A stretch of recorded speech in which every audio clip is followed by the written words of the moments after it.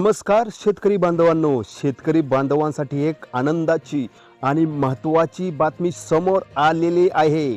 31 मे ते 5 जूनच्या दरम्यान महाराष्ट्रातील अनेक भागांमध्ये पावसाची शक्यता हवामान विभागाने व्यक्त केलेली आहे. विदर्भ, मराठवाडा, पश्चिम महाराष्ट्र, कोकण आणि उत्तर महाराष्ट्रातील काही जिल्ह्यांमध्ये मेघगर्जनासह पाऊस पडू शकतो.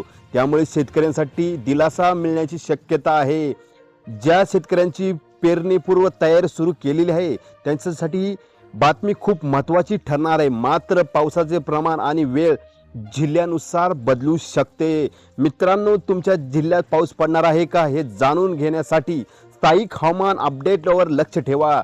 दरम्यान जोरदार वारा आणि विजांच्या कडकडासह पाऊस पडण्याची शक्यता आहे. नागरिकांनी याची खबरदारी घ्यावी. असे शेती, हवामान आणि शेतकरी योजना ताज्या अपडेटसाठी आमच्या चॅनलला सबस्क्राईब करा.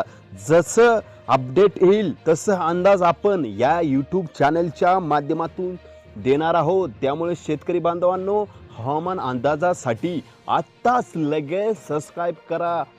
31 मे ते 5 जूनपर्यंत हे हवामानाचा अंदाज होता. जसं हवामानाचा अंदाज बदलेल लगेच आपण आपल्या यूट्यूब चॅनलच्या माध्यमातून तुमच्यापर्यंत हा अंदाज पोहोचवण्याचं काम करणार आहोत.